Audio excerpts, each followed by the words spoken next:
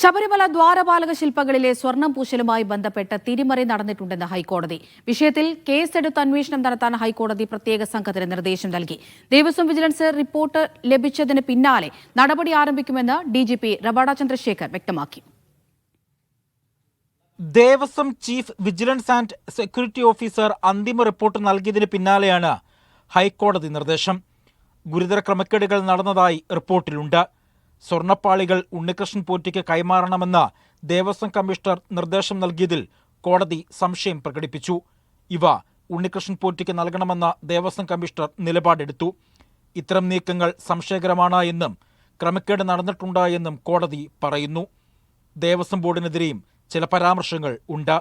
സ്വർണം ഉൾപ്പെടുന്ന ശില്പപാളി ചെമ്പുപാളി എന്ന എക്സിക്യൂട്ടീവ് ഓഫീസർ രേഖപ്പെടുത്തിയതിലും ദുരൂഹതയുണ്ട്.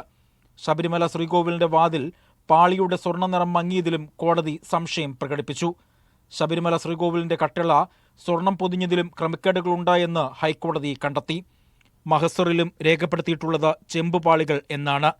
തന്ത്രി കണ്ഠര രാജീവർ, മേൽശാന്തി VN വാസുദേവൻ നമ്പൂതിരി തുടങ്ങിയവരും മഹസറിൽ ഒപ്പിട്ടിട്ടുണ്ട്. കട്ടിളപ്പാളിയിൽ ആകെ ഉണ്ടായിരുന്നത് 989 ഗ്രാം സ്വർണമാണ് എന്നും എന്നാൽ ഉണ്ണികൃഷ്ണൻ പോറ്റി തിരികെ എത്തിച്ചത് 394.9 ഗ്രാം സ്വർണം മാത്രമാണ്. വേർതിരിച്ചെടുത്ത 409 ഗ്രാം സ്വർണത്തിൽ അന്വേഷണം വേണമെന്നും ഹൈക്കോടതി ഉത്തരവിട്ടു. പ്ലേറ്റിംഗിന് ഉപയോഗിച്ച 404.8 ഗ്രാം സ്വർണം മിച്ചം വന്ന സ്വർണം പോറ്റി നിയോഗിച്ച കൽപേഷനാണ് കൈമാറിയത്. 2019 ഒക്ടോബർ 10 കൽപേഷിന്റെ പക്കലെത്തിയത് 474.9 ഗ്രാം സ്വർണമാണ്. ദേവസ്വം ഉദ്യോഗസ്ഥരുടെ ഭാഗത്തു നിന്നും ഗുരുതര വീഴ്ചയുണ്ടായിട്ടുണ്ട്. വാതിൽപ്പാളി ഉണ്ണികൃഷ്ണൻ പോറ്റിക്ക് കൈമാറാൻ ഇടപെടൽ നടത്തിയത് എക്സിക്യൂട്ടീവ് ഓഫീസറാണ്. 6 ആഴ്ചയ്ക്കകം അന്വേഷണം പൂർത്തിയാക്കാനാണ് നിർദ്ദേശം. 2 ആഴ്ച കൂടുമ്പോൾ അന്വേഷണ പുരോഗതി കോടതിയെ അറിയിക്കണം.